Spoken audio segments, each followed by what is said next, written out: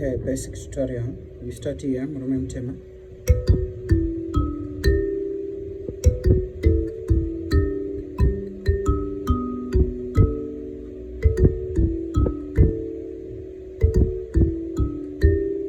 Again,